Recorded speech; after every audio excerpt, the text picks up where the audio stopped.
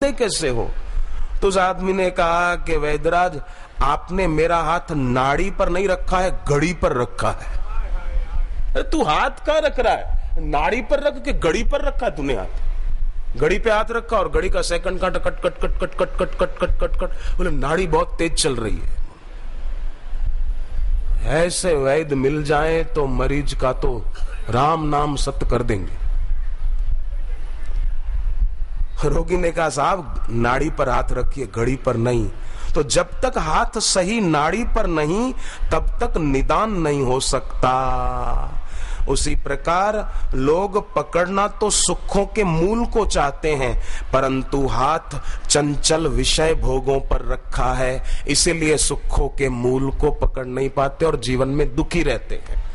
तो गुरुदेव का सत्संग ऐसा है कि सुखों के मूल ईश्वर में मन लग जाए।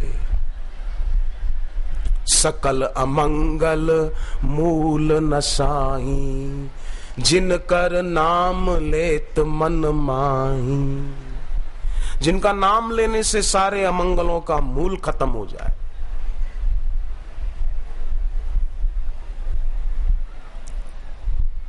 वो नाम श्री हरि का, भगवान का, गुरुदेव के मुख से दीक्षा में मिलता है।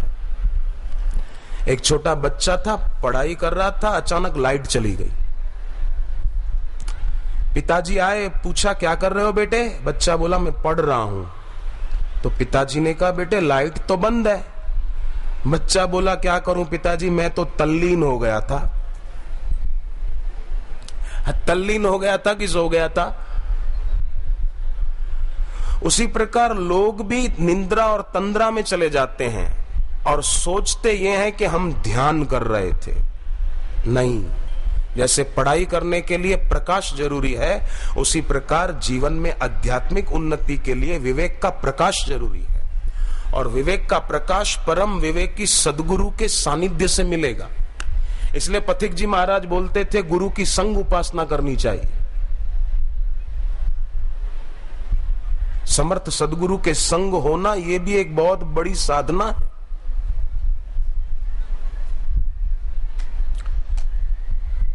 क्योंकि ऐसे गुरु के द्वारा ही आमूल परिवर्तन हो सकता है और कोई उपाय नहीं है। ऐसे सदगुरु के चरणों में झुके तो दिल पावन हो जाता है।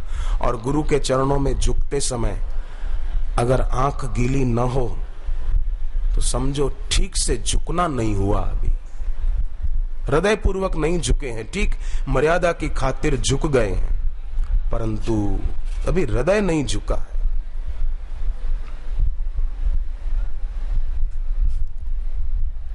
हृदय झुके तो गुरु के चरणों में झुकते हुए भक्तों की आंख गीली हो जाए। और फिर उसकी आंतरिक स्थिति कैसी हो, मैं आपको एक गीता का श्लोक बताऊं, 8वें अध्याय का है, 23वां श्लोक है। उसमें भगवान कृष्ण ने एक वचन कहा है, यत्र काले त्वनावृत्तिम आवृत्ति चैव योगिनः प्रयाता यान्ति तम कालम वक्ष्यामि भरतर्षभ। बहुत सुंदर वचन है ये भगवान का।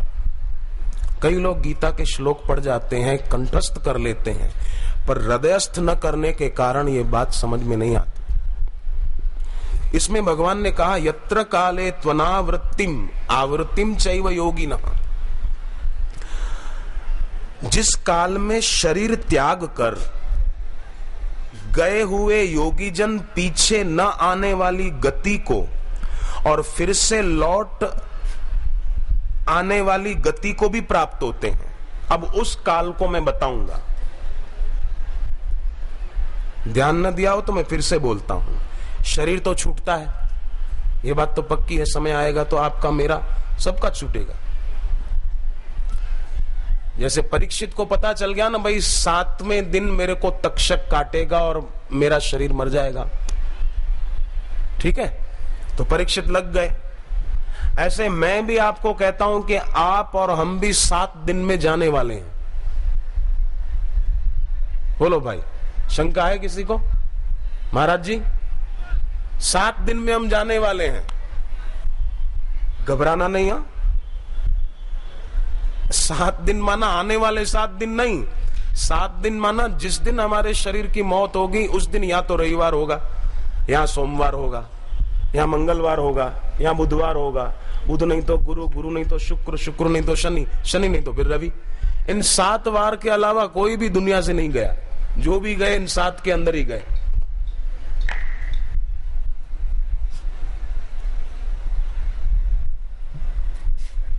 इसलिए भगवान कृष्ण कहते हैं कि जिस काल में शरीर त्याग कर गए हुए योगी जन लौटकर न आने वाली गति को प्राप्त कर लेते हैं। देखो, बहुत मूल्यवान है क्षण, समय, काल।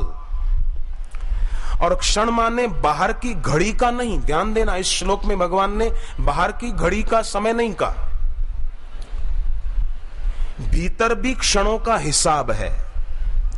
भीतर के उस माप में जब मृत्यु होती है तब लौटकर न आने वाली गति पा सकता है, मुक्ति पा सकता है। तो भीतर की घड़ी माने जब भूतकाल न हो और भविष्यकाल भी न हो, न भूतकाल का चिंतन न भविष्य की कल्पना, शांत वर्तमान में, निर्विचार, निर्विकल्प। ये जितनी देर ज्यादा बैठ पाए, ऐसा जो अभ्यास करता रहता है साधक, और केवल अभ्यास नहीं, अभ्यास योग। कभी मन न लगा किसी परिस्थिति के कारण तो विक्षिप्त न हो, कोई बात नहीं, परिस्थिति ऐसी आई इसलिए थोड़ा मन न लगा, गुजर जाएगी। शांत रहें अपन। जैसे सुबह बारिश आई, थोड़ी हवा चली तेज, पर सब साधक शांत रहे, कोई हड़बड़ाहट में भागा दौड़ी नहीं की, अपनी मस्ती में बैठे रहे। भजन कीर्तन हुआ तो वातावरण भी कैसा बढ़िया हो गया, शांत हो गया ना, वो भी ईश्वर भी मानो अनुकूल हो गए। और बादल गरज रहे थे कैसे जोरों से, ऐसा लगे कि हा हा हा हा अभी धुआंधार बरसात होगी। पर मुझे पता है कि बापूजी कहीं भी सत्संग की तारीख जब देते हैं ना, तो उन दिनों में ऐसा कोई विघ्न नहीं आता, सब अच्छी तरह ही संपन्न होता है। और दीक्षा का कार्यक्रम अच्छी तरह संपन्न हुआ। इतने हजारों भाविकों ने गुरु दीक्षा ली, विद्यार्थियों ने, हजारों विद्यार्थियों ने सारस्वत मंत्र की दीक्षा भी ली, जिससे विद्यार्थियों के जीवन में भी परिवर्तन हो, विद्यार्थियों की उन्नति हो। और होती है, क्योंकि बापूजी के दिल में सबके लिए करुणा और प्यार है। बरसात होती है ना, तो खड्डे होते हैं ना, खड्डे, वो पानी रोक लेते हैं। तालाब भी पानी रोक लेते हैं, ध्यान देना, खूब पते की बात है। और जितना गड्ढा होता है उतना पानी वो ले लेते हैं, बाकी का पानी छोड़ देते हैं। मतलब हमारा काम हो गया, तू जा। आप समझे ना, तालाब को जितनी क्षमता थी पानी रोकने की रोक लिया, बाकी का कहा जा, ओवरफ्लो, तेरी जरूरत नहीं, अपना काम हो गया। स्वार्थ, मेरा काम हो गया, बाकी तेरा जो होना हो तू जा। तो जो गड्ढा जितना गहरा होता है उतना पानी ले लेते हैं, बाकी का छोड़ देते हैं। बाकी का पानी बहते बहते सागर में जा पहुंचता है और सागर उसे आश्रय देता है। दूसरों ने तो अपना काम बनाकर धकेल दिया, पर सागर ने आश्रय दिया। तो संसार में स्वार्थ बहुत है, अपना अपना काम करा के लोग धक्का दे देते हैं, पर गुरु प्रेम और ज्ञान के सागर हैं, वो हमसे कुछ नहीं चाहते, अपितु हमको आश्रय देकर हमें ऊंचा उठाते हैं, हमें उन्नत करते हैं।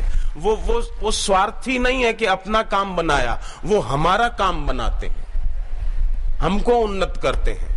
पर कोई मूड अपनी मूढ़ता के कारण न समझ पाए तो ठीक है। मैंने बात बताई थी 1-2 दिन पहले, आप सब नहीं थे इसलिए फिर से कहूं कि एक ड्राइवर कार चलाता हुआ तेजी से जा रहा था, अचानक कच्ची सड़क आ गई, तो उसने कार थोड़ी धीरे तो की, पर आगे कीचड़ बहुत था, उसकी कार फंस गई। तो सेठ जी ने कहा, पीछे बैठे थे, अरे भैया गाड़ी फंस गई, निकालो। बोले सेठ जी कीचड़ बहुत है, किसी की मदद लेनी पड़ेगी। थोड़ा दूर देखा, एक हट्टा कट्टा आदमी बैठा था, उसको बुलाया कि भैया मदद करने, गाड़ी निकाल दे। अरे बोले मैं तेरा नौकर हूं क्या? अरे बोले नौकर तो नहीं है, पर भाई एक इंसानियत के नाते मदद कर, गाड़ी निकाल दे, तुझे बख्शिश देंगे। बख्शिश का नाम सुनकर वो आया और उसने हट्टा कट्टा तो था ही, चारों पहियों के आगे से कीचड़ साफ कर दिया, थोड़ा धक्का लगाया, गाड़ी निकल गई। सेठ ने 100 रुपए दिए इनाम। सेठ ने कहा कि भाई अगर दिन में तुम 10-12 गाड़ियां निकाल दो ऐसे सफाई करके धक्का लगा के, तुम्हारी तो अच्छी रोजी चल सकती है। और दूसरा काम क्या करते हो तुम? बोले मैं कोई काम नहीं करता, मेरा यही काम है, गाड़ी फंसे तो उसको बाहर निकाल देता हूं, जो मिल जाए उसी से गुजारा कर रहा हूं, 10-15 गाड़ियां निकाल देता हूं रोज की। बाकी के टाइम में क्या करते हो? बोले बाकी बैठता हूं और रात को यहां आकर कुएं से पानी घड़े भर भर के लाता हूं और इधर कीचड़ करता रहता हूं, रात भर मेरा ये काम है। गाड़ी निकाल दी, सुबह फंसने पर थोड़ी देर आराम करता हूं, फिर दूसरी गाड़ी फंसी उसको निकालता हूं, 100 रुपया बख्शिश पा लेता हूं, बस। बाकी के टाइम इधर बस रात को कीचड़ करता रहता हूं। ऐसे लोग। अब आपको लगेगा ये आदमी कैसा मतलबी रहा होगा कि दूसरों को परेशान करता है कुछ रुपयों की लालच में। निंदा करने वाले और अफवाहें उड़ाने वाले जो चैनल वाले होते हैं ना, वो भी यही करते हैं, कहीं कहीं से कल्पना इकट्ठी करके स्टोरी तैयार कर लेते हैं, ये कीचड़ तैयार करते हैं और श्रद्धालुओं को फंसाने का काम करते हैं, उनकी श्रद्धा तोड़ने का काम करते हैं। ये उसी आदमी के जैसा काम है, ये कीचड़ तैयार कर रहे हैं, समाज में गंदगी फैला रहे हैं, समाज में दहशत फैला रहे हैं। अरे किसी की भक्ति बढ़ा नहीं सकते तो किसी की भक्ति घटाने का भी कोई अधिकार नहीं है। पर बापूजी के भक्त ऐसे पक्के हैं कि जैसे कोई कोरा एनवलप होता है ना, तो उस पर तो कोई भी एड्रेस लिख के उसको कहीं भी भेज सकते हो, पर बापूजी के भक्त ऐसे हैं कि उन्होंने अपने जीवन के एनवलप पर बापू का पता और गुरु मंत्र लिख रखा है, उस पर और कोई कुछ लिख नहीं सकता।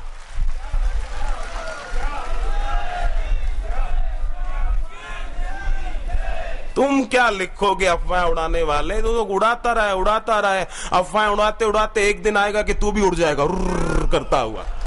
और साधकों की भक्ति तो बढ़ती रहेगी, साधकों के बच्चे भी भक्ति करते रहेंगे, बच्चों के बच्चे भी। ये परंपरा कोई पूरी होने वाली थोड़ी।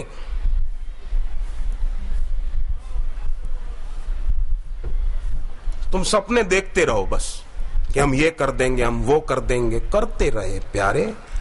एक पुजारी था मंदिर का, रात को सोया ना तो छाती पे हाथ रख के सोया तो उसको सपने आने लगे। और सपने कैसे आए बताऊं? सपने आए कि पूरा मंदिर का प्रांगण घेवरों से भर गया है। घेवर होते हैं, घेवर महाराज जी, पूरा मंदिर का प्रांगण घेवरों से और तरह तरह की मिठाइयों से भर गया है।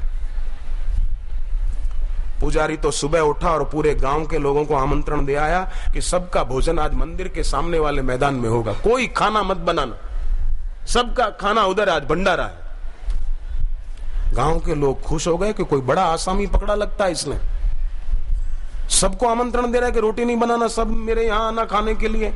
किसी के घर चूल्हा नहीं जला और लोग मंदिर में आने लग गए, भीड़ जमा होने लगी मंदिर के बाहर। लोग तो देखने लगे कि तैयारी तो कुछ दिख नहीं रही है, घेवर नहीं दिख रहे, मिठाइयां नहीं दिख रही है, आमंत्रण तो उसने दे दिया, खिलाएगा क्या? लोग तो बढ़ते जा रहे थे। तो लोग पूछने लगे पुजारी खाना कब खिलाओगे? पुजारी ने कहा भाई बैठो, मैं फिर से लेटकर सपना देखता हूं और घेवरों को बुलाता हूं, और तो क्या करूं, मैं फिर से सपना देखता हूं। तो